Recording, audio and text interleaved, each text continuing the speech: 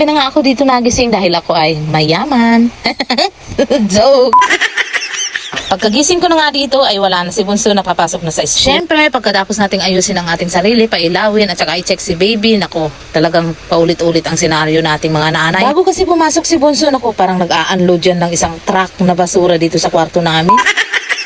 Siyempre tayo mga nanay, hindi namin natin pwedeng baliwalain ang mga kalat, di ba? Para kasi akong hindi makahinga pagka nakakita ako ng mga kalat na pagkadami-dami. Maliban na nga lang pagka ako'y pagod na, aba hinahayaan ko na lang talaga yung mga kalat dyan.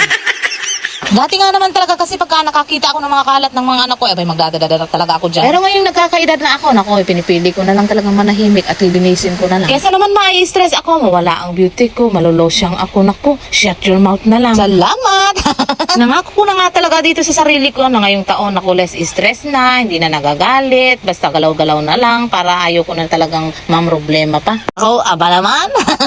Pagkatapos ko nga magwalis dito, nako'y prepare ko na yung paliguan ng aking apo. Pero dahil hindi pa naman gising ang aking senyoritang hindi mayaman, abay, lininisan ko muna itong mesa namin. Sulit ko nga dito bawat minuto, bawat segundo na meron akong time para maglinis dahil 2 bahay ang aking lilinisan. Iniisip ko nga dito kung paano ko napagkakasya yung oras ko sa 2 bahay na ito. Wala na nga lang talaga akong ginawa dito kundi maglinis, magluto, at syempre alagaan ang aking apo. Ipinagpapasalamat ko na lang dito ay katawan lang ang napapagod, hindi na ang isipan, di ba?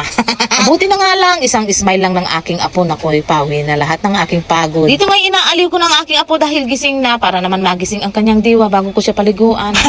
Nilalaro ko nga muna dito dahil pagkatapos nga malingon nito, i-turn over ko na sa nanay niya at ako na may ay pupunta na sa kabila. Sila na kasi ang mag-aalaga nito ng maghapon dahil gabi lang naman sa akin. Talaga nga naman parang 1 taon kami hindi nagkita ng aking apo dito dahil mamaya na naman kami magkita. Namiss talaga agad.